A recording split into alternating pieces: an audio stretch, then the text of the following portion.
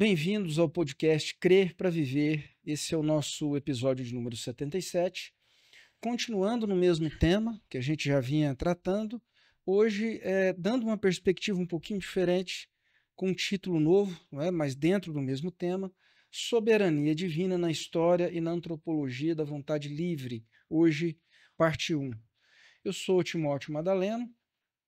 Sou psicólogo, sou professor de psicologia no Instituto Federal de Goiás, no campus Goiânia. Eu tenho um doutorado em psicologia pela UNB e eu tenho uma formação em teologia pastoral e urbanidade. Professor Cláudio Ivan de Oliveira também é psicólogo, tem um doutorado em psicologia, ele tem uma formação em teologia pastoral e urbanidade, e ele tem uma formação em teoria social. O professor Cláudio ele é professor de História e Epistemologia da Psicologia da PUC de Goiás. O professor Anderson Cleiton Pires, ele é filósofo, ele é sociólogo e ele é teólogo. O professor Anderson ele tem um doutorado em Sociologia pela Universidade Federal do Rio Grande do Sul e ele tem um doutorado em Teologia, em Hermenêutica Bíblica pela Este de São Leopoldo do Sul. Bem, a gente continua então tratando. Quando eu penso no tema que a gente está tratando, o que se destaca para mim são perguntas complicadas, sobretudo feitas por quem sente o cotidiano com sofrimento, né? Pessoas que passaram por experiências complicadas e que olham para a própria história, né? Ou que viveram momentos assim, ou agora, ou durante a sua história de vida, momentos em que olharam para a circunstância de vida altamente contraditória, para os paradoxos da vida, e se perguntaram, né, coisas complicadas, como, por exemplo, cadê Deus? Né, qual é o sentido disso?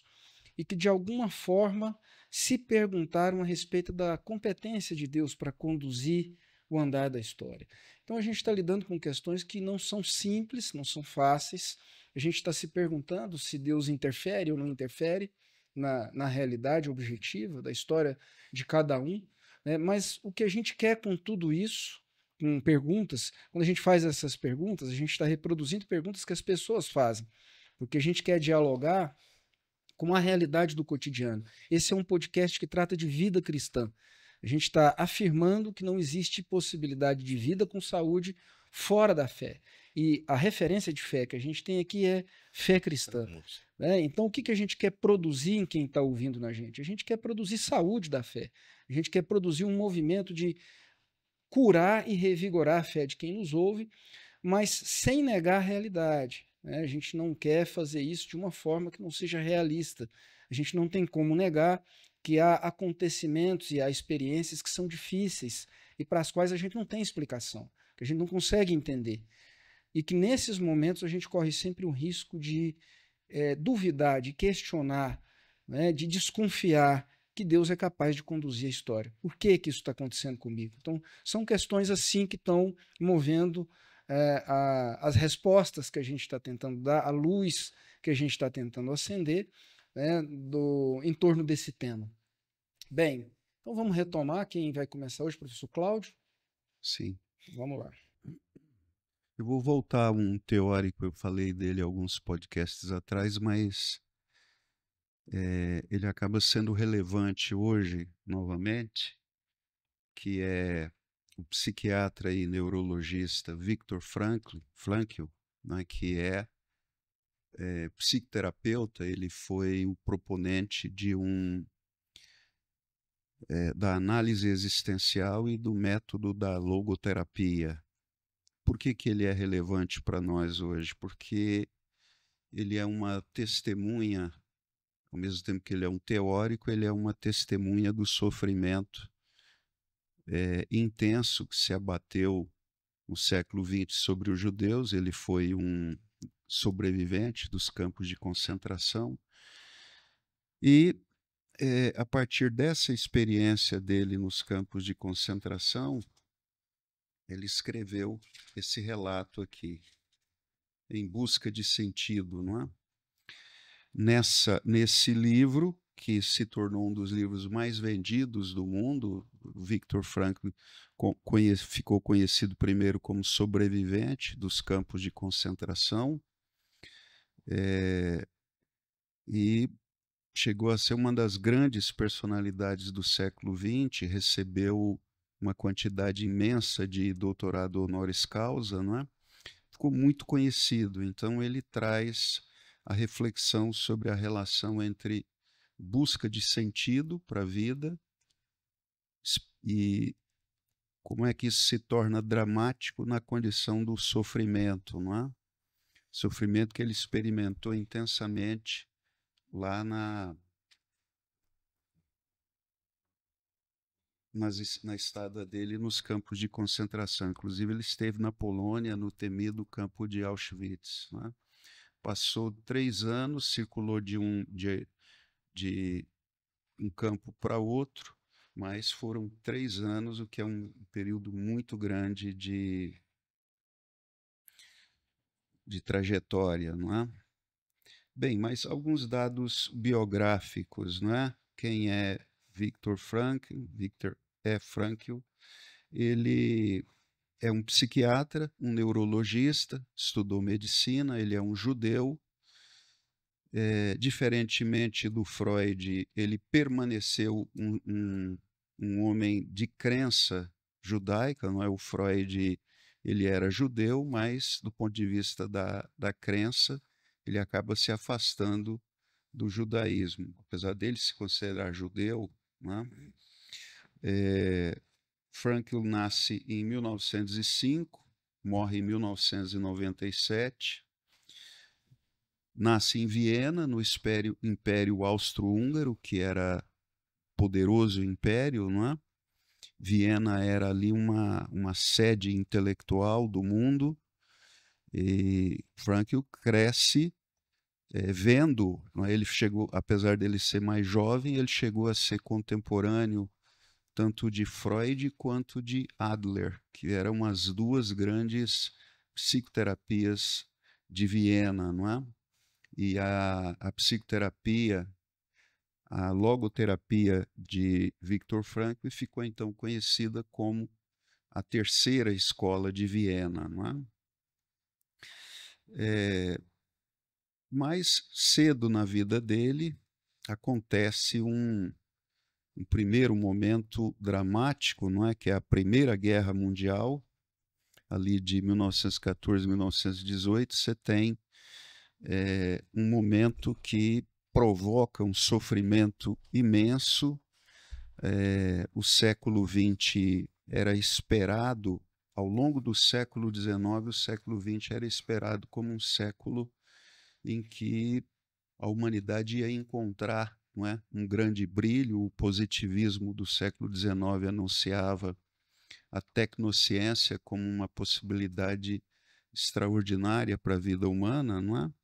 E na Primeira Guerra Mundial, toda a tecnociência aparece como tecnologia de morte. Se vê um espetáculo terrível na Primeira, na Segunda Guerra Mundial, muita morte e a derrota do Império Austro-Húngaro e a pobreza em Viena, não é? Há relatos de que a própria família do Viktor Frankl teve que mendigar e até roubar alimento nesse período, não é? Então, começa ali uma experiência dele com o sofrimento, mas não de forma tão dramática quanto iria acontecer mais adiante, em 1938. O Terceiro Reich acopla a Áustria, não é? Então, logo as novas leis são instauradas. O nazismo coloca ali as leis que tiram dos judeus toda a cidadania, né, todos os direitos, e isso desemboca em algo ainda mais dramático quando ele, Viktor Frankl, é levado para um campo de concentração, né, separado da mãe, do pai, do irmão, da irmã, e enquanto ele estava no campo de concentração, ele esperava sair e encontrá-los, não é?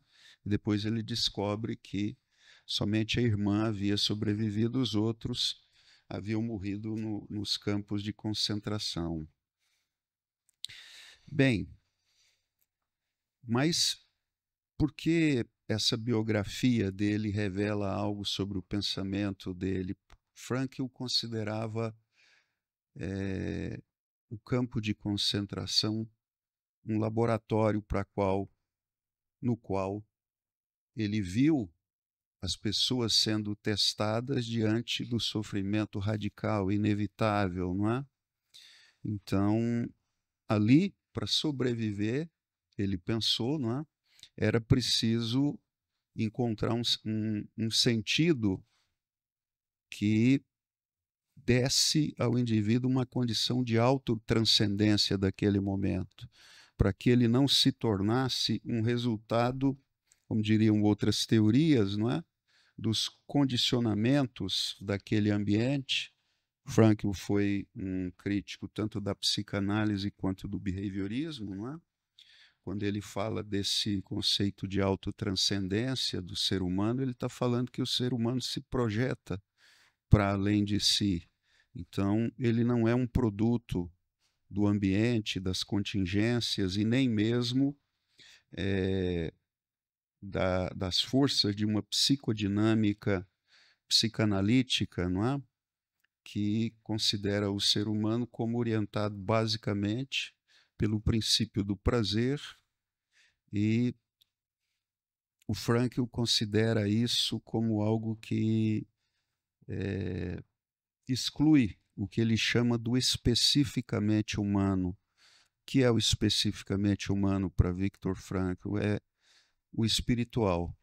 Espiritual em que sentido? Basicamente, segundo ele, a vontade primária do ser humano não é o princípio do prazer, não é a vontade do prazer, é a vontade de sentido. Então, o que é que adoece as pessoas na perspectiva de Viktor Frankl, não é?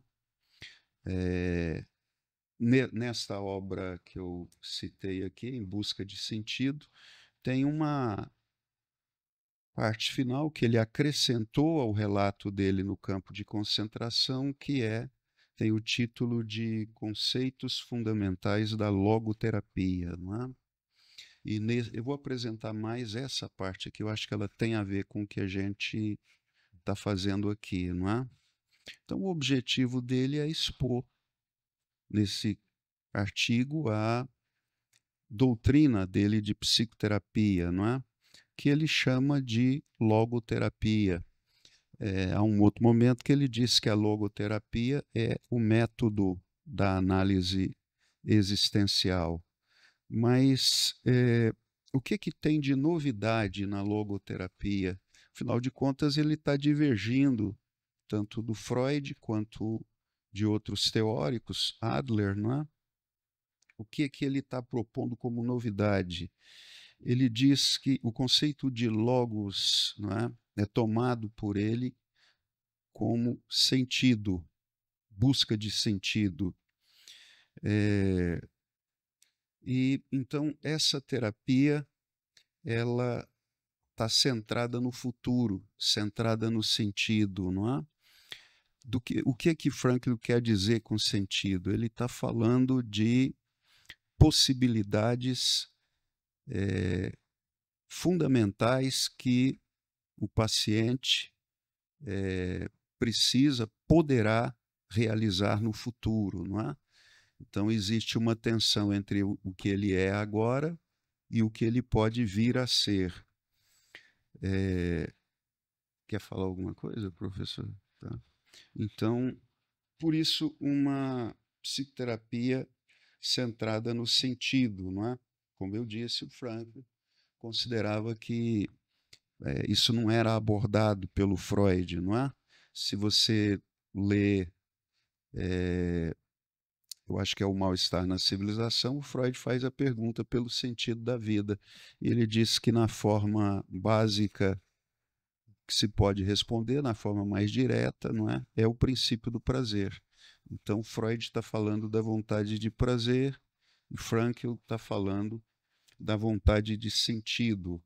Não é? E qual é o objetivo da logoterapia? Tornar o paciente consciente do sentido. Como assim tornar consciente do sentido? A logoterapia parte do princípio de que não existe um sentido universal da vida. O sentido é sempre uma questão específica, diz respeito a um indivíduo em um determinado momento da sua vida em que ele é interpelado pela vida. O que o Frankl quer dizer com isso? Não é bem? Ele chegou num determinado momento a aplicar essa metodologia dele no campo de concentração, porque havia um problema grave no campo de concentração, o suicídio, não é? Às vezes, os prisioneiros passavam perto da cerca elétrica e se jogavam. Era a forma de autonegação ôntica mais comum que estava disponível para eles ali, não é? E o Frankl descobriu que aqueles que encontravam um sentido no futuro, uma missão, sentido ganha o conceito de uma missão, de uma vocação a ser realizada, não é? Esses se tornavam mais resistentes e eram capazes de suportar mais todas aquela dureza da vida no campo de concentração. Quem quiser ver como é que isso acontecia, não é? Eles eram tratados, os prisioneiros eram tratados abaixo do nível de crueldade que se faz com animais, mas muito, muito pior do que crueldades que se faz com animais, não é? Fome, doença, humilhação. Então, nesse contexto, ele vê no campo de concentração um laboratório para essa desafiadora pergunta, não é? Será que a vida pode encontrar sentido nos seus momentos mais dramáticos? Como disse o professor Timóteo, não é?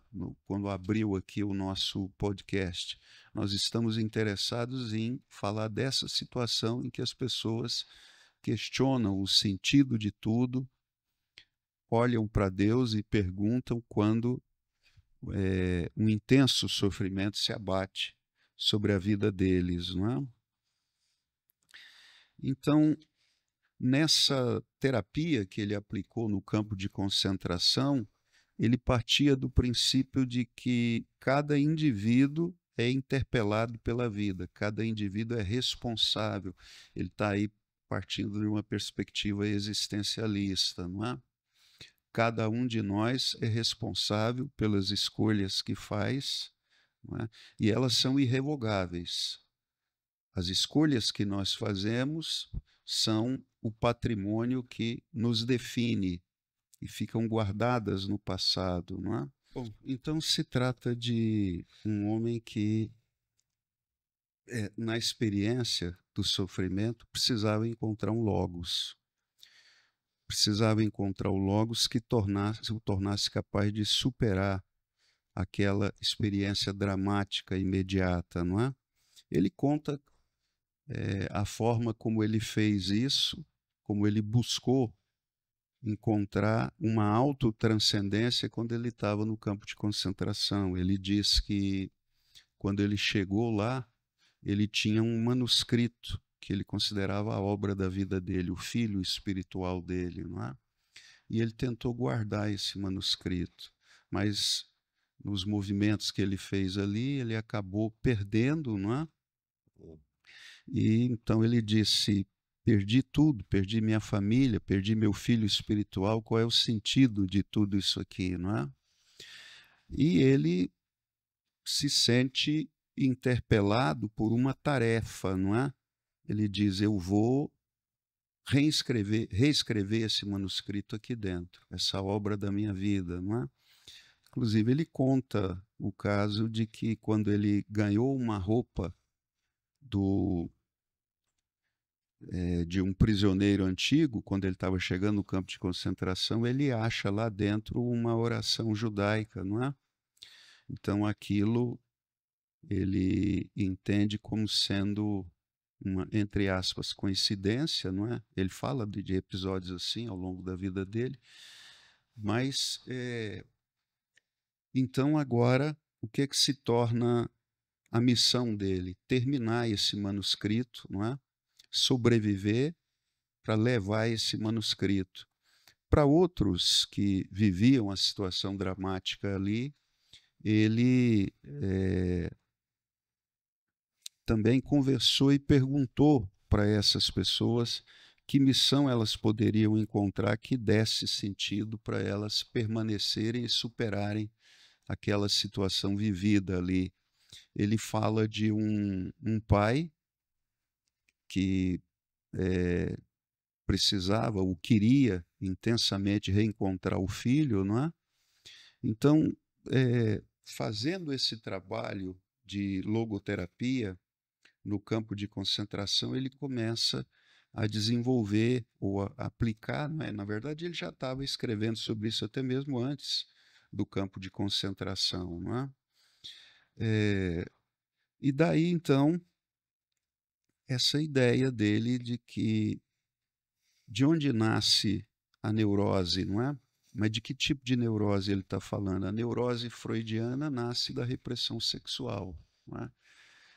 O Freud trabalhou com uma influência de uma perspectiva mecanicista. Então, para Freud, o aparelho psíquico, quando ele vive o tensionamento, ele quer destensionar, fazer descarga. Não é? A descarga é sentida como alívio, prazer, e o represamento como sofrimento. O Viktor Frankl olha para isso e fala assim: não, não, não, não, o Freud não está entendendo o que é especificamente humano. Não é? Então, Frankl fala da vontade de sentido e vê na frustração existencial a causa do que são as neuroses noogênicas, não é? Que é uma neurose noogênica, uma neurose que nasce da frustração, da ausência de sentido, viver sem sentido no mundo. E o Frankl considera que isso é um problema grave, um problema, uma doença coletiva do mundo dele, não é? Ele acha que tanto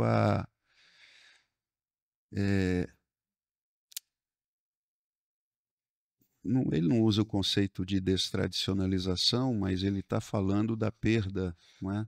Do sentido, da força coercitiva das tradições, e ele diz assim: então nasce uma espécie de uma ansiedade de vacuidade. Esse é um conceito que o Tillich usa, eu acho que mais ou menos pode ser aplicado aqui, não é? Então, a gente tem um mundo em que, segundo ele, não é, a ausência de sentido se torna um problema que precisa ser pensado pela psicoterapia. E a logoterapia é exatamente essa metodologia que ele cria, não é? Ele usa o conceito de noodinâmica, dialogando com a ideia de uma dinâmica, de uma psicodinâmica do Freud, não é?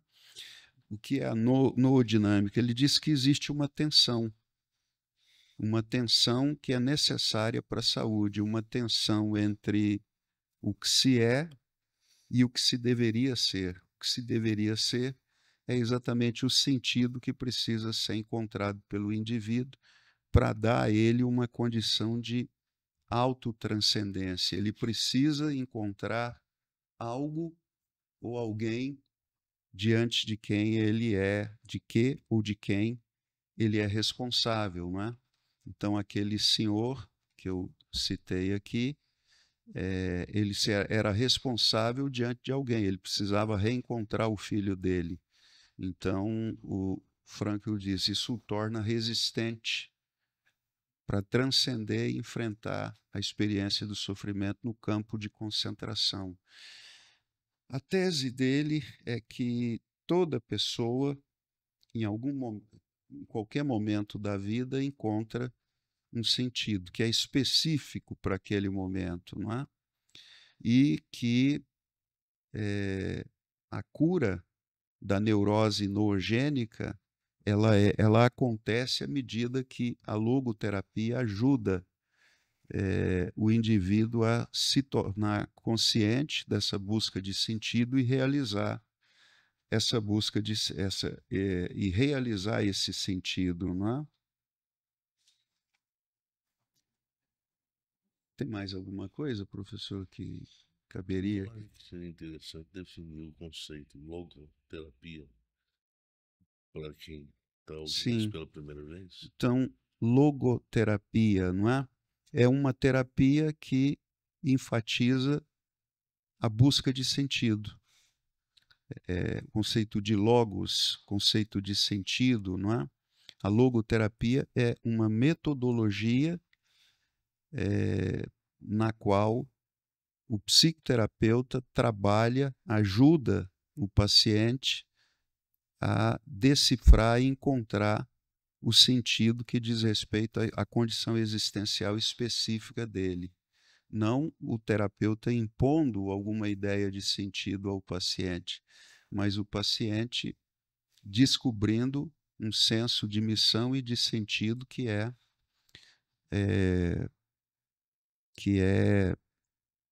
pertinente à condição concreta dele.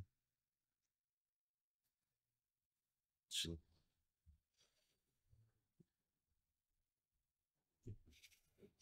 Timóteo, me ajuda numa questão, que eu vou te fazer uma pergunta para você participar, te trazendo mais para a reflexão.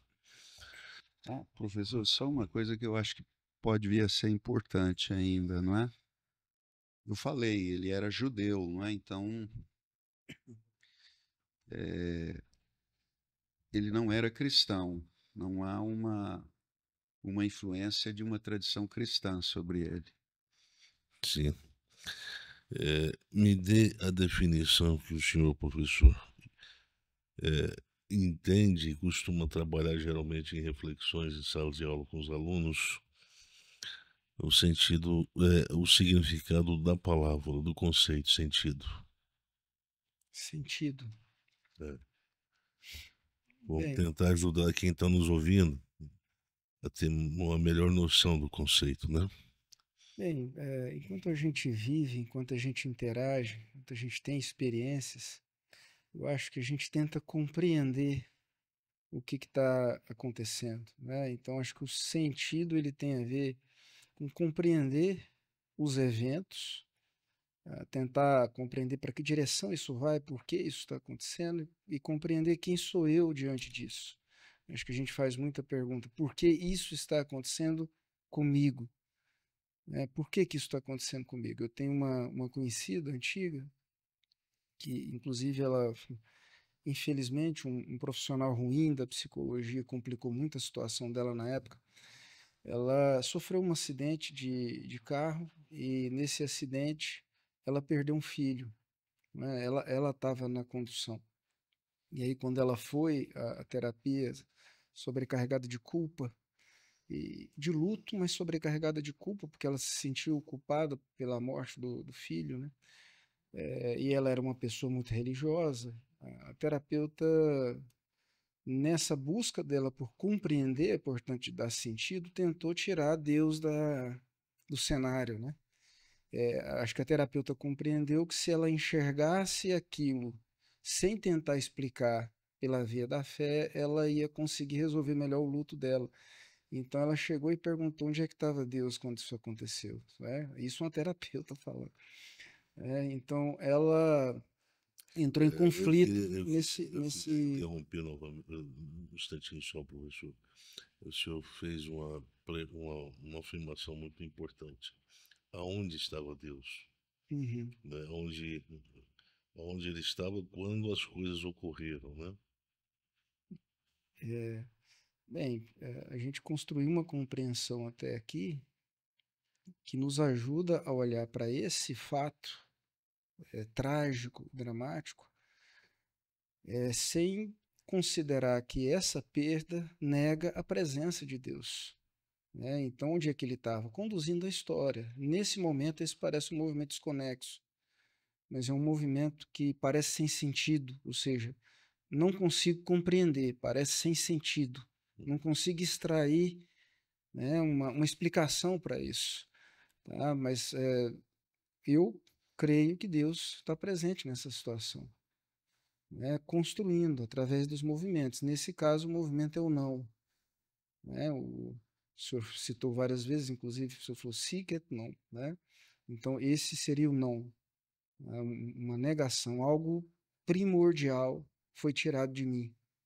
E por cima, ainda por cima, eu me senti, me foi colocado uma culpa incurável, né? Porque eu senti que eu fui responsável por essa perda. Então, será que Deus está presente? Né? Então, pela via da fé, na compreensão de que Deus não está ausente, não está distante, ele não dormiu, como o senhor falou em outro momento, isso precisa ser pensado não como um fato isolado, mas dentro de uma coxa de retalhos que está sendo tecido muito maior, de um quebra-cabeças muito maior. Então, quando o quebra-cabeças ainda está cheio de falhas, faltam peças para a gente ver, a gente ainda não compreende a figura completa, né? Mas eu estou entendendo que essa busca de sentido, ou seja, essa compreensão, ela só é possível pela via da fé. Você tem que ter um voto de confiança na competência de Deus para esperar, enquanto chora, ver o sentido disso que quebrou aqui lá na frente, né? Alguma pergunta, professor? Por A partir enquanto, do não. o conceito de sentido, tem alguma pergunta? Não? Bem, para quem nos ouve, hoje nós vamos ter uma reflexão bastante complexa, né? E ela será complexa porque nem sempre o conceito se torna eficiente para captar as experiências que as pessoas têm na realidade de vida, a realidade do cotidiano vivido, né? Às vezes a experiência não consegue ser encaixe para o conceito ou ter um encaixe no conceito. E, portanto, o conceito de sentido é um conceito que aparentemente é vago. É um conceito vago. Mas veja bem, a grande questão que a religião sempre colocou para ser pensada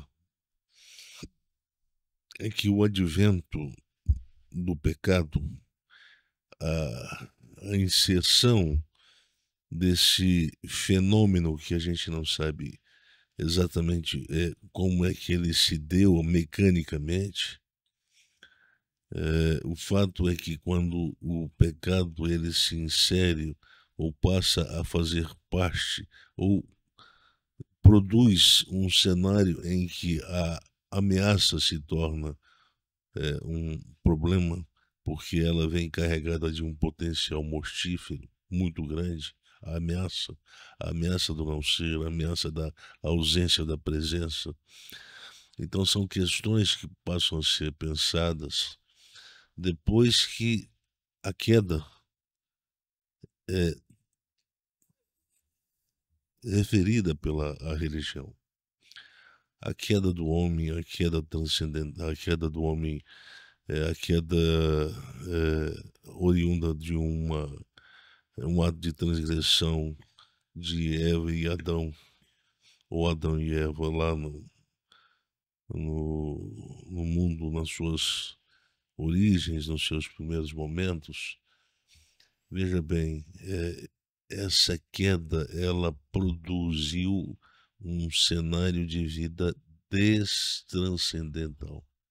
Então, o conceito de destranscendentalidade passa a rimar com o conceito de patos, de sofrimento, que passa a rimar com o conceito de cronos, com um poder corrosivo, que passa a rimar com o conceito de thanatos, tanatofobia, o medo da morte. A gente passa a viver depois do cenário da queda, a gente que não pensava na morte como um problema, a gente passa a pensar na morte do problema. Por quê? Porque o mundo se destranscendentalizou. A presença de Deus, que significava garantia de vida e de saúde para o Adão e para Eva, sai da questão, sai do cenário. Deus se torna, a partir daí, um Deus distante. Aí eu me lembro da pergunta que eu fiz ao professor Timóteo, né?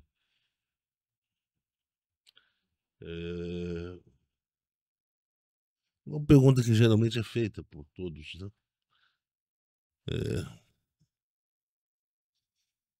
Quando isso ocorreu, onde é que estava Deus? Quando ocorreu o pecado do homem, a queda antropológica, onde é que Deus estava? Por que Deus permitiu? Essa pergunta, ela tanto é contundente quanto é idiota. Porque se Deus tivesse que ser uma espécie de xerife para monitorar o cotidiano moral, tanto de Adão quanto de Eva, ele não teria dado nem a Adão nem a Eva liberdade.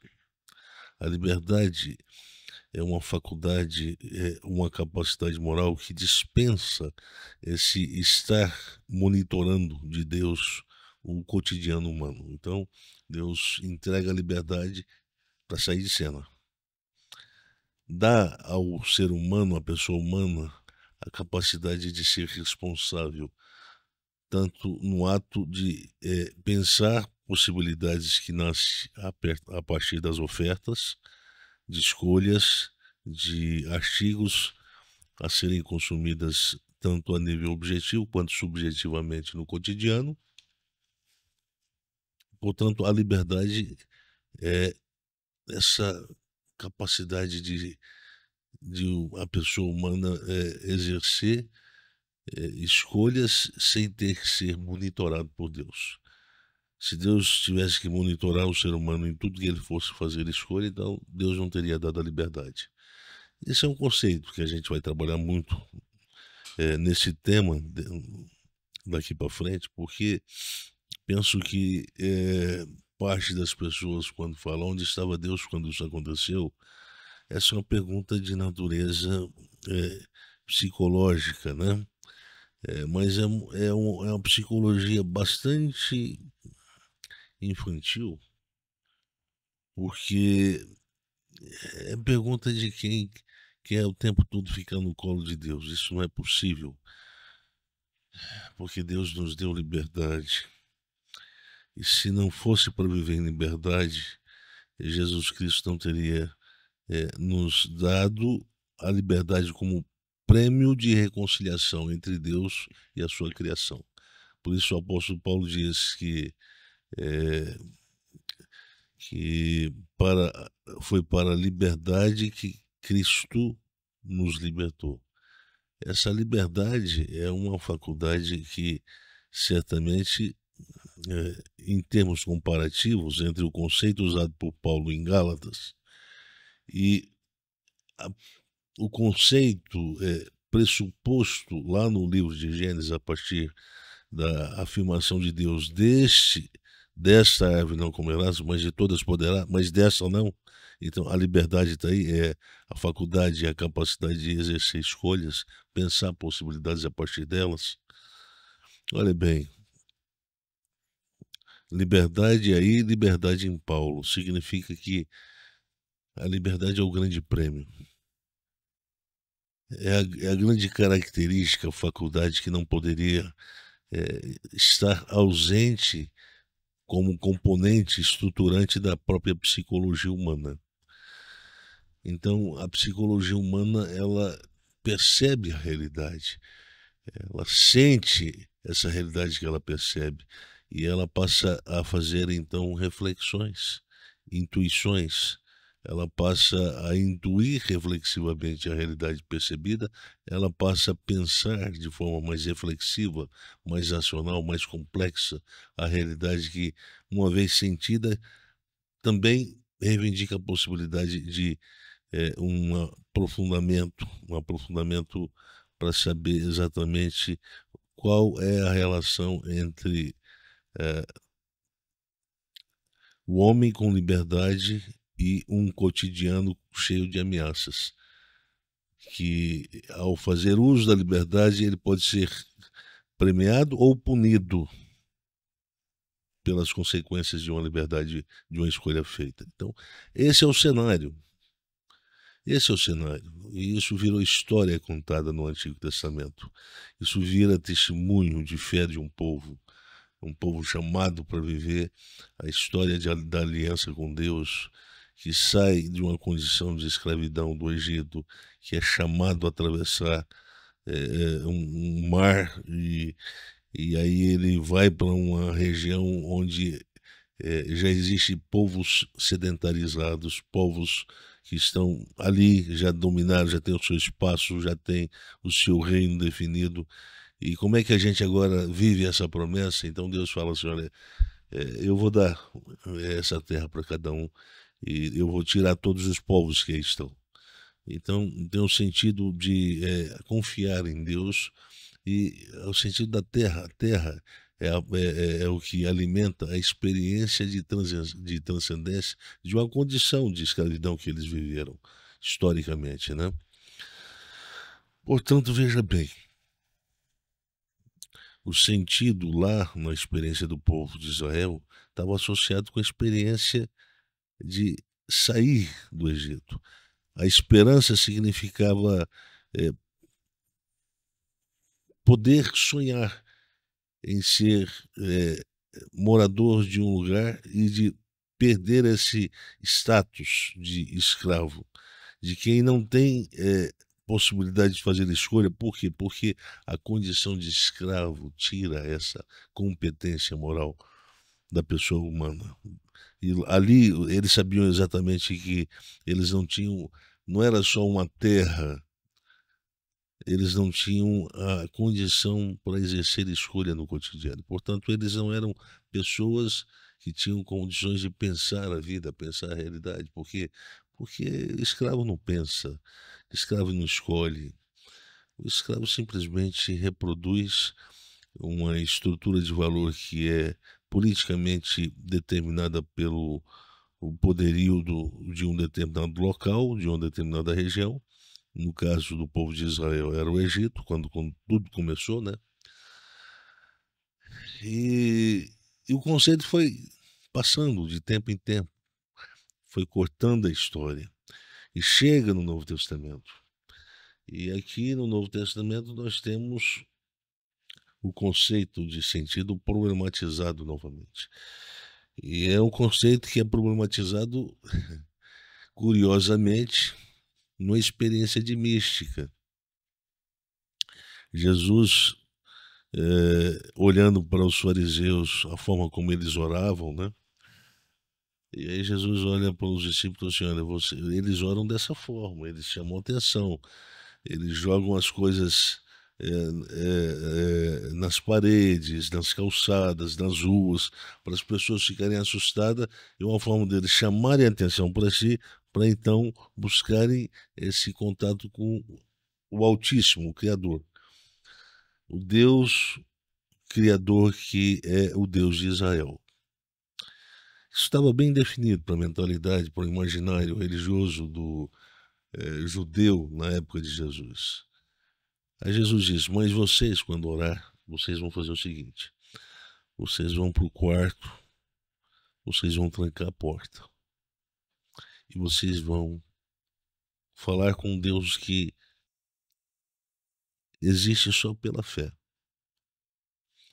Ele não tem uma existência concreta, ele é um Deus que se esconde de tudo e de todos, ele habita, de acordo com o apóstolo Paulo, em um lugar inacessível. Não Jesus falando isso, obviamente, né? Mas eu integrando um diálogo de Jesus com os discípulos a uma fala do apóstolo Paulo. Então Deus não está aí. Objetivamente, Deus não está aí. Portanto, não criam métodos científicos para captar pela percepção, a existência de um Deus que não está aí. Curioso que o termo Yahvé significa exatamente estou aí. É Deus dizendo, eu estou aí. Mas Jesus diz, olha, ele não está objetivamente aí. Então ele é um Deus secreto, é um Deus que vive no secreto. Como Lutero, né? Um Deus abscôndito, um Deus escondido. O Deus que, enquanto a gente ajoelha e fala com ele, ele está nos observando sem permitir que a gente observe a presença dele, sinta a presença dele. Professor, Sim. por isso que a gente vê no mundo evangélico aquela busca por uma experiência estática, por uma intensidade emocional em que a pessoa diz que sente a presença de Deus, né? Se sente tocada por Deus. Então, eu acho que ali a gente tem um momento em que parece haver uma dificuldade de compreender o que o senhor está falando. É isso mesmo? É exatamente isso que o professor disse. Bem, no momento em que a gente está num quarto e que a gente julga poder sentir a existência de um totalmente outro, né?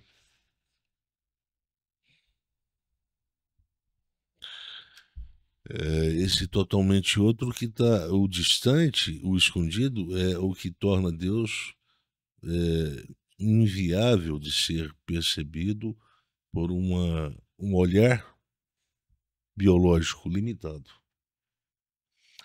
Um olhar que não pode ter acesso objetivo a uma realidade que não consegue dar competência a esse olhar.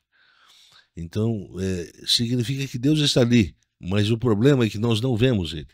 Nós não temos uma constituição apropriada, eu diria, biologicamente, para termos o acesso objetivo que nos dê a convicção de que Deus existe porque eu o vi.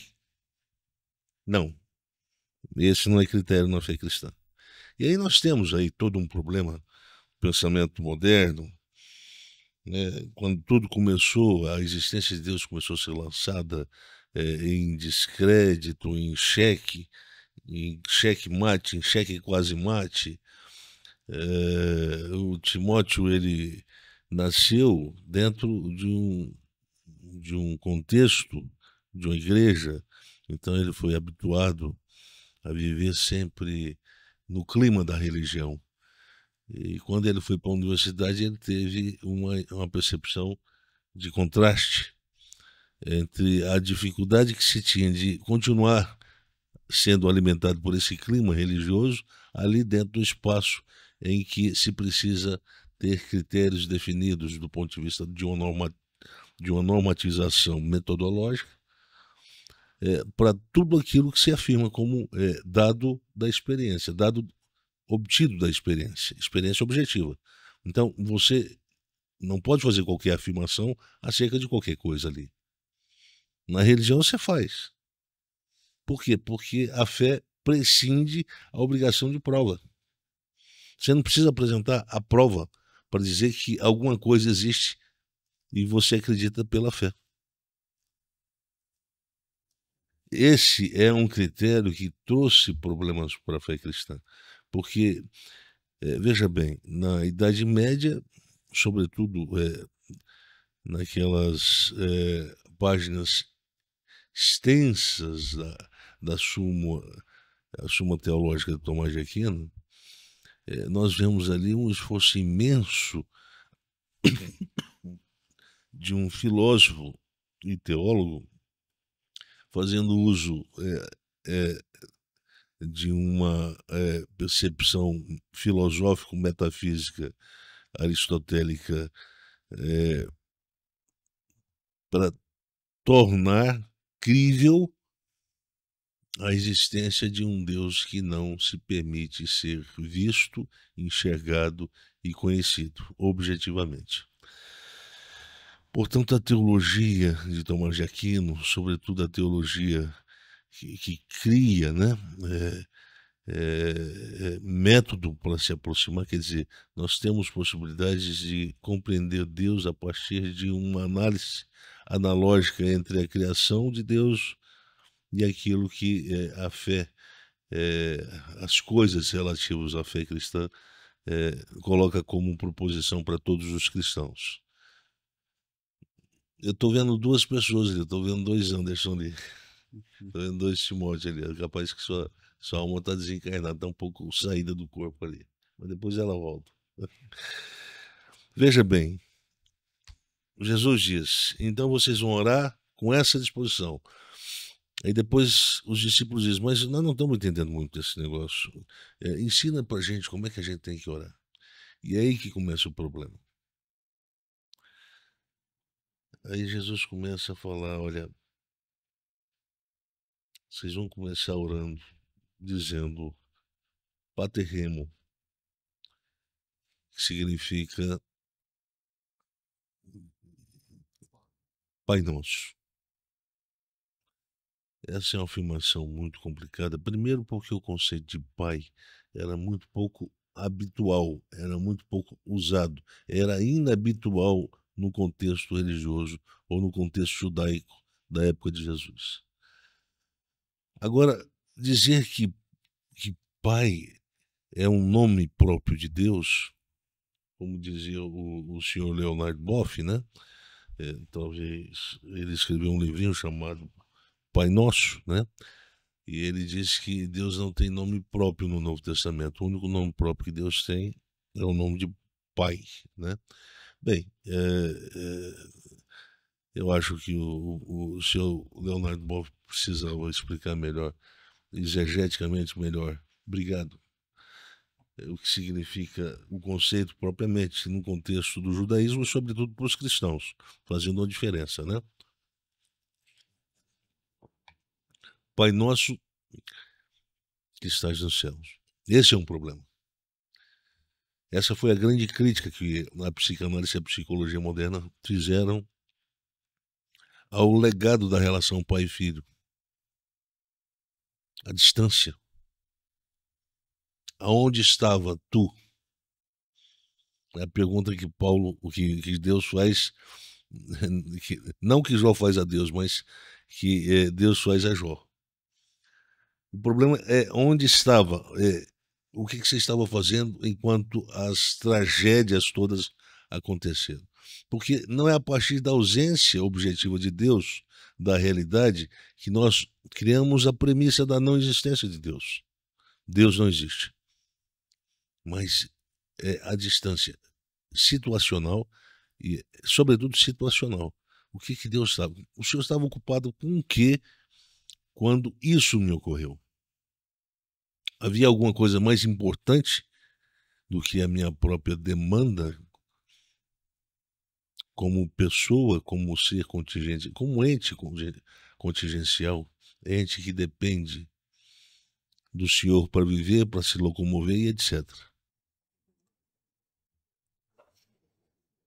Esse estar no céu significa estabelecer uma distância não só do ponto de vista geográfico, mas do ponto de vista que nem sempre é possível, mas encaixar Deus na situação humana. Porque o céu significa ausência da presença. O céu significa ausência da possibilidade de se sentir Deus diante de uma experiência de negatividade. A terra, a história, é marcada pela ausência da felicidade. Se é marcada pela ausência da felicidade, então nós temos agora que encarar o fato de que o mundo se tornou destranscendente. Quando eu falo destranscendente, significa que eu estou dizendo que Deus se tornou imperceptível nesse mundo.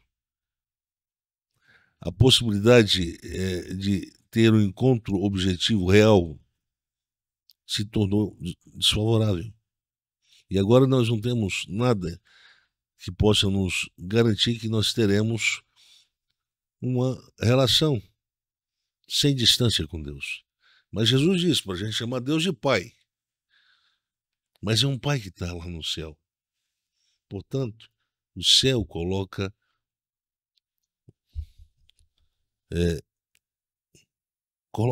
exatamente a distância que se torna um problema do ponto de vista da relação Deus e homem, Deus e pessoa humana. A distância, o céu. Portanto, sempre quando a gente ora, a gente tem que ter consciência de que a gente não vai sentir a percepção.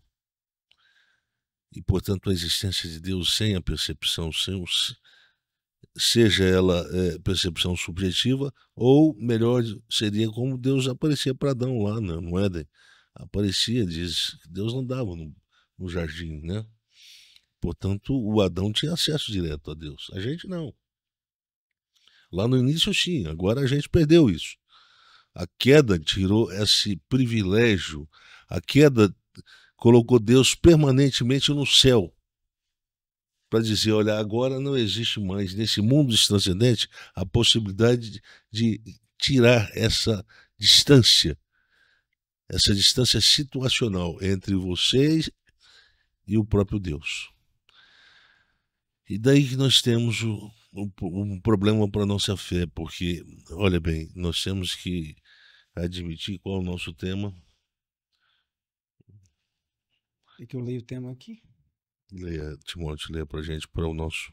Soberania divina na história e na antropologia da vontade livre. Sim. Agora, a história é o palco objetivo em que os fatos acontecem, em que os fatos transcorrem. Fora da história, nada do que é afirmado pode ser considerado verdade.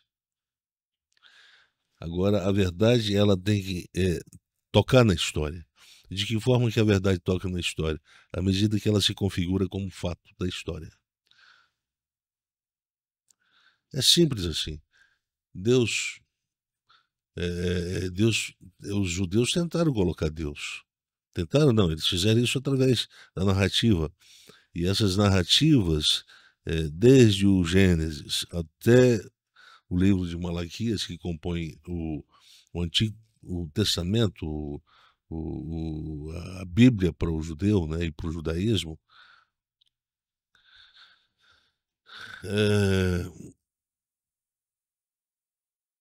é o testemunho histórico da fé de um povo, testemunho de uma presença histórica de Deus. Então, Deus aparece como uma coluna na noite e com uma coluna de nuvem na noite e uma coluna de fogo pelo dia. Contrário, não é? Contrário. De fogo pela noite, exatamente. E eu veja bem, é a realidade que se quer. A história quer captar a realidade para tornar essa realidade um fato narrável. Um fato narrável. A gente tem que ter uma garantia de que nós não estamos sozinhos na experiência histórica. O Gustavo Gutierrez, ele escreveu um livro chamado Teologia da Libertação. Esse Gustavo Gutierrez era um dos expoentes, um dos grandes teólogos, grande pensador da Igreja Católica, do movimento da Teologia da Libertação, que começou mais ou menos na década de 60, 70 na América Latina. E esse Gustavo Gutierrez era um dos seus precursores, né? Ele, Leonard Boff, Rubem Alves, dentro do protestantismo, Richard Shaw, que era um pastor presbiteriano lá da faculdade de Princeton, que veio ser missionário aqui no Brasil, e Gustavo Gutierrez, Hugo Asmans e tantos outros, né? Mas ele escreveu, ele foi o que realmente quis escrever sobre a teologia da libertação. E uma das teses que ele coloca lá como base de afirmação da teologia da libertação e que justificava a perspectiva como eles criaram, a perspectiva marxista que eles criaram para interpretar a realidade histórica, ou a história e a realidade de Deus dentro dela, é de que, segundo o próprio Gutierrez, é de que Deus está irremediavelmente comprometido com a história. Preste atenção, vou falar novamente. Palavras do próprio Gutierrez. Deus está irremediavelmente comprometido com a história. Portanto, a história, ele está querendo dizer o seguinte, então, a história é tangenciada por Deus. Mas por que Deus precisa tocar na história? Porque a história precisa ser transformada. Porque depois da queda, essa realidade transcendental que passa a compor ontologicamente a estrutura funcional dessa história, nos diz que se Deus não tocar na história, nada muda. Nada se transforma. Nada se conhece acerca de Deus. Portanto, para o homem conhecer Deus, Deus tem que tocar na história. Portanto, nós não temos necessariamente um contato direto com a existência de Deus, mas nós temos um contato indireto a partir da realidade que é marcado como fato da história, que, portanto, a partir desse fato, deduz-se que a realidade de Deus está aí. E aí a gente diz, Pai nosso que estás nos céus, santificado seja o teu nome, venha. Aí sim, venha o teu reino. O senhor está dizendo que a proposta do Gutierrez é que, à medida que estruturas sociais, condições sociais de injustiça são modificadas, então a gente pode, a partir disso, deduzir a presença de Deus na história. Só que essas estruturas são modificadas a partir de políticas, né? Políticas sociais, políticas públicas. Quer dizer, isso, Marx não pensava nisso na época, mas os marxistas começaram a pensar, né? Como é que se muda um subcontinente, né? Como a América Latina inteira prende pobreza e miséria. Como é que se muda isso? E aí ele cria baseado e inspirado na chamada teoria da dependência, que era do Fernando Henrique Cardoso e do Enzo Aleto, que foi desenvolvido na Argentina na década de 60, 70. Ele se cria, então, um conceito de periférico, mundo periférico, né? As sociedades periféricas e a sociedade de centro, né? As ricas, as desenvolvidas, né? E que todo desenvolvimento que se dá dentro da América Latina, dos países pobres, acontece por causa do desenvolvimento dos países ricos. Então, é um crescimento dependente. Daí a teoria da dependência. Então, nós precisamos criar um jeito de nos emancipar disso. Aí faz o sentido das estruturas, transformação das estruturas. Essas não são feitas pela religião, são feitas pelo homem como ser concreto, como ser histórico. De uma obra que deixou Leonardo Boff famoso, que foi Igreja, Carisma e Poder, não é? E ali ele parece querer dialogar com essa situação daquele que se sente preterido, não é? Aquele que se sente abandonado, quando ele quer dizer que a igreja tem que fazer uma opção preferencial pelos pobres. Ele está dialogando com esse desamparado na história. O pobre é um lugar epistemológico, dizia o Asmo, né? O Asmo, a partir do qual se determina a presença, o lugar epistemológico da própria teologia da libertação. Mas veja bem, tudo isso nós estamos falando para mostrar que nós vamos falar de realidade de Deus. Nós não estamos ainda com competência para falar sobre a existência de Deus. Mas a realidade, o que dele pode ser inferido, o que dele, são as perguntas que estão presentes no início, no prólogo da carta escrita aos Hebreus, né? Quer dizer, a gente tem que ter a mediação, né? Sem mediação nós não podemos ter a certeza de que de fato Deus existe. E se a gente não tem a compreensão, a confiança, a certeza de que Deus existe, tudo mais se torna complicado. Tudo mais perde o sentido. Aí pensar na história com sentido salvífico, pensar a história sofrendo influências da ação de Deus, portanto ganhando uma um sentido, né, salvífico, redentor. Então, a gente tem que primeiro admitir que existe uma realidade base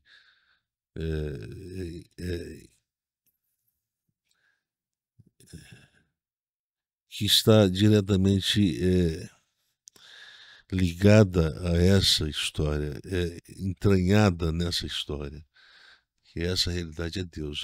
Então, na oração vem: Pai nosso que estais nos céus. Tira Deus do cenário de percepção. Santificado seja o teu nome. Estabelece uma diferença qualitativa entre a pessoa humana, a criação e o totalmente outro. E aí diz que esse totalmente outro se movimenta como totalmente próximo em relação à pessoa, ao mundo criado. De que forma que ele se aproxima? O pão nosso de cada dia. Necessidade. Pão nosso de cada dia, dai-nos hoje.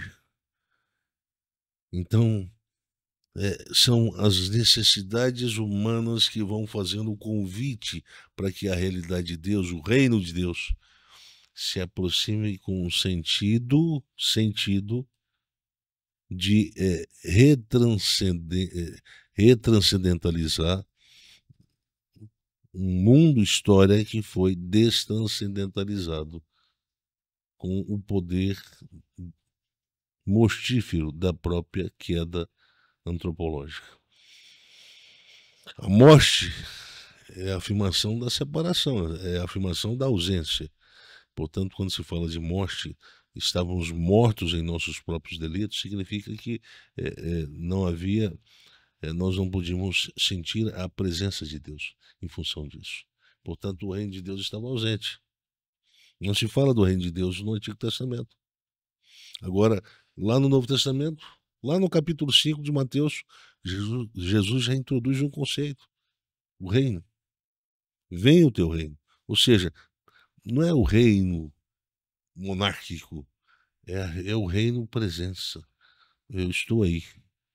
Quer dizer, esse reino que traz, que comunica, que se torna sensível à necessidade humana. Por quê? Porque ele é capaz de suprir a gente necessidades que são básicas da própria existência humana, né? Experiência humana na vida, na história, que é alimento. Nosso corpo precisa de alimento. O pão nosso de cada dia, dai-nos hoje. Quer dizer, sem o alimento a gente não tem existência garantida. Então, significa que esse reino dele é um reino que, ao tocar na história, passa agora por causa de Jesus Cristo, da vinda dele, passa a ressignificar a própria noção que se tem da relação Deus e história. Porque aí a gente tem um elemento importante para falar sobre fé. Do contrário, não. A nossa fé fica vazia. Por quê? Porque ela não tem objeto definido. Nem do ponto de vista objetivo e nem do ponto de vista subjetivo. Então, o que eu faço na vida? Por que eu vou à igreja? Às vezes a igreja está querendo ocupar o espaço de Deus aí, né? Está querendo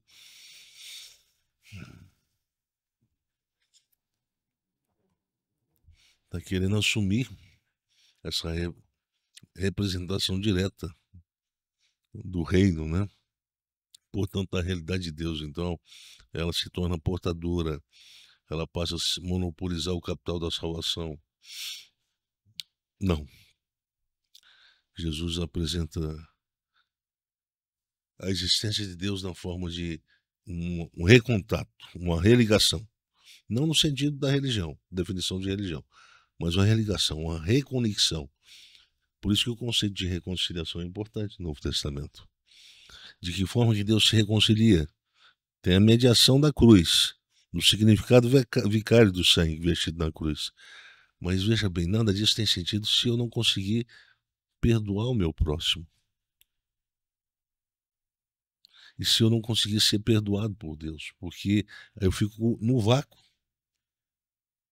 vacuidade, o vácuo, no sentido de não ter alguma coisa que me dê garantia de que haverá sustentabilidade para a minha forma de existir. Então, perdoa os meus pecados, assim como eu tenho perdoado os pecados do meu próximo, que são que acontecem para me ferir, para me agredir. Então, veja bem como a oração do Pai Nosso, ela vai construindo uma linguagem de reconciliação e vai nos colocando à disposição de uma história da salvação acontecendo, uma história da reconciliação acontecendo. Está acontecendo a história da reconciliação. Então, vocês têm que imaginar isso. A oração só é viável porque o reino está tocando, o reino está modificando a epiderme dessa história e o que está por baixo da epiderme. Então, está mudando, só que o pessoal está pensando, cadê essa mudança? O ateu diz, não, cientificamente eu não tenho como dizer que Deus existe e nem provar a existência, a realidade dele. Por quê? Porque cadê Deus? Isso é desonestidade. Eu já falei sobre esse tema. Desonestidade porque o cientista não pode querer catequizar, criar um movimento do ateísmo baseado na sua própria experiência como cientista.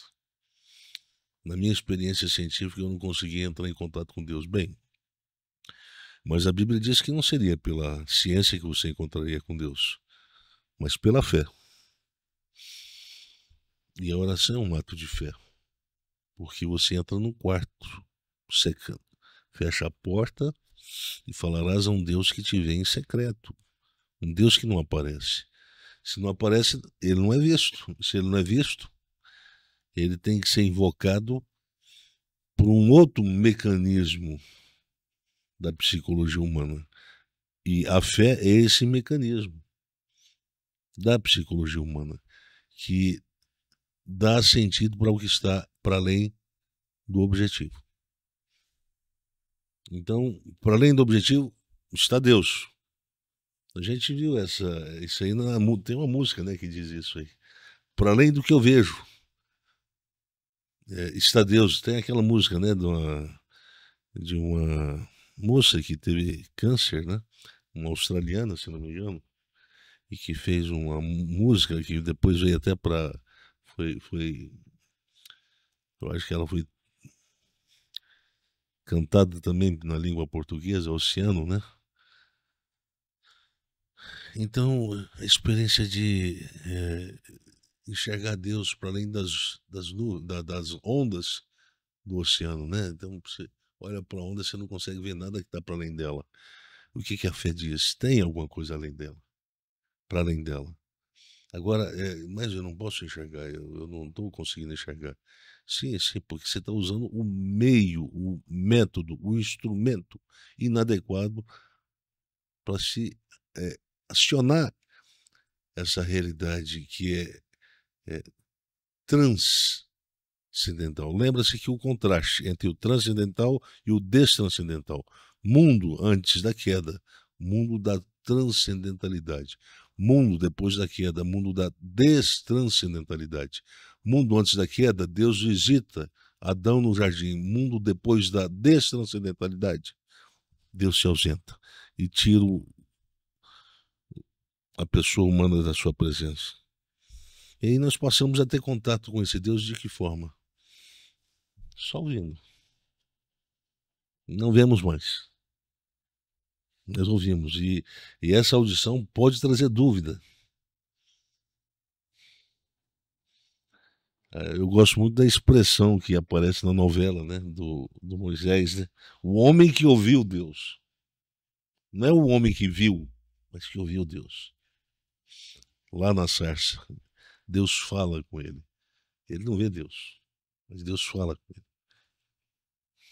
O senhor acha que na proposta do Gutierrez, a teologia da libertação, eles tentaram construir alguma forma de objetiva de compreender essa ação de Deus? Acho que sim. Eles queriam, eles queriam comunicar Deus através do olhar da ciência, da linguagem da ciência, de uma epistemologia científica, a sociologia, as ciências sociais. Ao se aproximar dialogicamente da teoria da dependência, a teologia da libertação estava dizendo, olha, nós podemos, dialogando com essa, nós podemos deixar de ser só uma filosofia da religião. Porque até então, a Igreja Católica Romana era sinônimo de filosofia. Tomás de Aquino. Não se falava na fé cristã fora dessa perspectiva. Aí vem a teologia da libertação e fala assim, não, nós podemos falar de Deus também na perspectiva mais concreta. O que é a filosofia do marxismo? É o abandono do metafísico, do transcendental. O homem, na compreensão do Marx, é um ser, vou usar o termo que ele usa, né? Um ser com necessidades reais. Isso é para quebrar aquela dimensão poética da filosofia. Ser histórico. Então, não, agora o cara está aí. Então, para responder concretamente às necessidades dessa pessoa criada, então nós precisamos falar num nível mais alto, mais elevado. Tentou fazer isso. Inclusive, essa é uma comparação que o próprio Gutierrez faz lá no seu livro. Mas todo mundo que está nos ouvindo está falando assim, olha, muito interessante, eu quero saber até que tempo nós temos aí, como é que está. Eu acho que nós vamos ter que dar uma folga, né, para esse episódio. E aí, deixar um gostinho para o próximo. Vamos deixar um gostinho, porque aí vocês vão acompanhar a gente até o próximo, né? Vocês vão querer saber como é que essa história e essa reflexão termina, né? Então eu vou concluir dizendo uma coisa. Uma jovem senhora, na verdade era uma velha, né? Que tinha sido membro na igreja em que Karl Barth foi pastor na Suíça, muitos anos atrás, bem no iníciozinho da experiência de vida pastoral dele.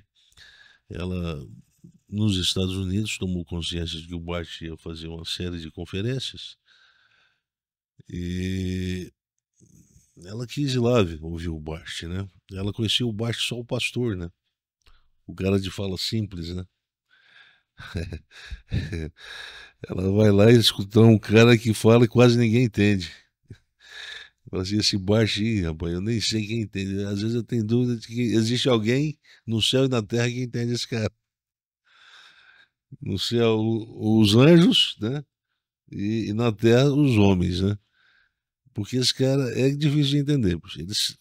Eles falam as coisas que a gente tenta pensar assim, mas o que ele está querendo dizer com isso? Aí ela veio, escutou, calada, foram 3 dias de conferência. O Barth falou tudo que podia e o que não podia, escandalizou a fé de todo mundo. E aí no finalzinho, do último dia de conferência, depois que acaba, ela vai lá e procura o Barth para conversar com ele. E aí ela chega, o senhor está lembrado de mim, pastor? Aí ele olha, tenta ver se consegue, né, associar o rosto de uma velha com a moça da época de que ele era pastor, e ele olha, com uma dificuldadezinha aqui, mas sim, o que a senhora deseja? E ela diz, olha, eu queria que o senhor falasse uma coisa para mim. Eu participei desses 3 dias de conferência, não entendi nada, pastor, do que o senhor falou. O senhor poderia fazer um resumo aqui, em poucas palavras, e dizer o que o senhor quis dizer nesses 3 dias de conferência? Aí Deus usou sabiamente o Barth. Aí o Barth deu uma resposta pastoral de um acadêmico, né? É uma resposta pastoral de um acadêmico. Deus ama a irmã. A Bíblia diz. Só. Porque quando se fala do amor de Deus, se fala daquilo que trouxe Deus para se movimentar na história, para tocar na história e para modificar a história. E para aqueles que fazem parte da história.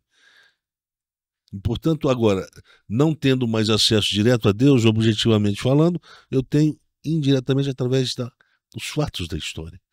A realidade de Deus, quando toca, ela muda fatos, ela muda compreensões humanas sobre os fatos que ocorrem.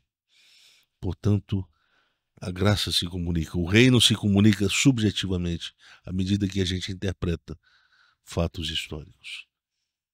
E é aí que a gente sente algo que a gente não sentia quando falava de Deus. A gente sente o que ele sente por nós. A gente sente que Deus ama, que nós somos objeto do amor de Deus. Então, portanto, a gente vai ficar por aqui.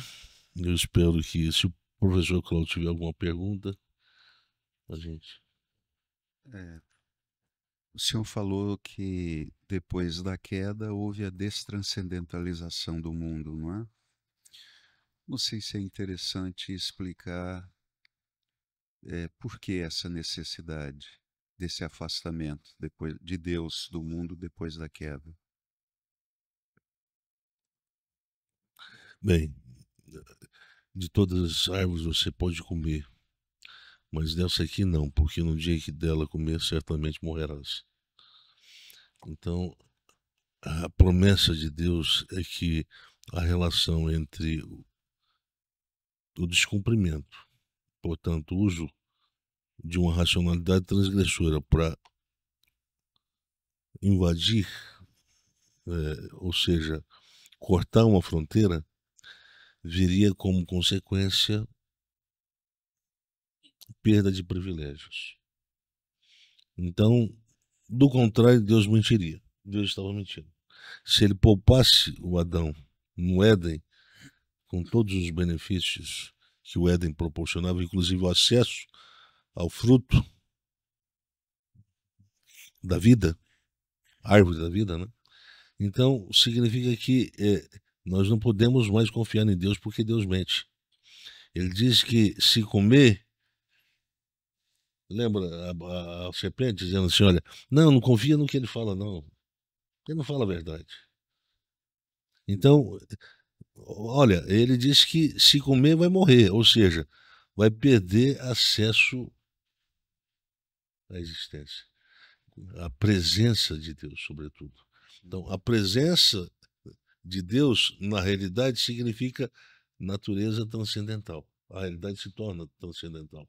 A ausência de Deus na realidade significa que ela se destranscendentalizou, porque agora o sagrado se separa do profano, num corte ontológico que é um hiato que não se transcende, não se transita de um lado para o outro. Quer dizer, não há mais como fazer isso. Então, o espaço do sagrado é um espaço transcendente que não se tem acesso direto. Pronto. Isso não tem como contestar mais. Uhum. Não do ponto de vista ontológico, objetivo. Agora, aí temos que criar, então, uma alternativa. Qual é a alternativa? Então, agora não se vê mais Deus através do olho, do corpo. Agora se vê Deus através do olho da alma. Isso é a fé. Né? Uhum. A resposta. Sim. Eu espero que quem está nos ouvindo entenda o que foi respondido para ficar claro. E sentir que, de fato, a Bíblia não está brincando quando está dizendo que Deus é pessoa que anda em direção ao homem porque ele ama a pessoa humana. O senhor se referiu à analogia ente do Tomás de Aquino, né? Tomás de Aquino. Acho que nesse ponto é interessante falar da contraposição do Barth, não é? Analogia da fé. Porque não é a razão humana, qualquer metodologia humana que nos dá conhecimento de Deus, mas o que de Deus se pode conhecer se manifesta e se torna conhecido em Jesus Cristo. Essa tentativa do Barth, ela foi uma tentativa relativamente boa. Eu diria porque, num certo sentido, ele tenta estabelecer uma relação de comunicação, de diálogo paralelo, teologia natural versus teologia natural protestante versus teologia natural não protestante. Então ele está no âmbito da discussão de uma filosofia ou de uma teologia natural, mesmo se aportando ao conceito de analogia da fé. Agora, veja bem, a analogia da fé, nós temos então uma diferença entre analogia e fidei. A analogia doente, né? É que agora nós não temos como fator de comparação algo que está diretamente na criação, né? Mas algo que, estando na criação, não participa diretamente da criação porque não foi criado pela criação, não é objeto da criação. E, portanto, nós estamos falando da encarnação, né? Então, a encarnação é um fato transcendente. Assim como a morte vicária é também um fato transcendente. Assim como a ressurreição é também um fato transcendente. Então, a partir desses elementos, o Batista Mundinho não trabalha muito bem isso lá nesse livro, no livro, né? Esse livro aí que a gente tem as informações sobre o contraste do Barth, da metodologia barthiana e a tomista, né? O fato é que agora, através da fé, nós temos acesso direto a Deus. Por quê? Porque a fé nos torna, nos ornamenta, não, nos instrumentaliza de um método que não tem como não dar certo. A fé. Então, a fé é esse componente que torna o mundo de Deus inteligível para quem não tem mais acesso objetivo a ele. Entende? Esse é o sentido. Tem alguma pergunta, Timóteo? Não. O Timóteo está querendo game over, né? Não. Fim de um episódio, né? Professor, tem mais? Tudo bem. Vamos esperar o próximo. A gente vai para o próximo episódio e espero a presença dos nossos ouvintes. Tá? Vamos falar um pouco mais sobre esse tema. Nós vamos falar sobre a soberania, as dificuldades que o conceito apresenta e, sobretudo, para um ente social, a pessoa humana inserida nele num contexto ainda afirmado como um contexto de ausência do sagrado, da presença do sagrado. O mundo secularizado, né? O mundo da secularização, o mundo em que se secularizou a compreensão, o acesso compreensivo da pessoa humana acerca de realidades que estão aí e das realidades que estão para além daí. Entre as coisas que se pode ver e as coisas que se pode intuir. Mas nós não temos, de forma objetiva, acesso a elas. Por uma razão que nós não sabemos por quê, né? Então, vamos então ficar por aqui, né, professor? A palavra está com o professor Timóteo agora. Até a próxima, então. É isso. Então, agradeço quem ficou com a gente até aqui. Sempre lembrando que é muito simples você curtir, compartilhar. Se você quer receber as notificações sempre que a gente tiver um episódio novo, tiver os cortes, né? Se for no YouTube, vai lá, coloca o sininho das notificações. Mas a gente também está em várias outras plataformas de áudio. O Spotify, inclusive, agora é uma plataforma de áudio e de vídeo, né? A gente espera que vocês nos ajudem a fazer isso aqui chegar onde precisa chegar. Tá? Você comenta, você compartilha, você ajuda a divulgar, e o restante é aquele trabalho misterioso que não depende da gente, né? Então, muito obrigado pela sua atenção e até o próximo episódio.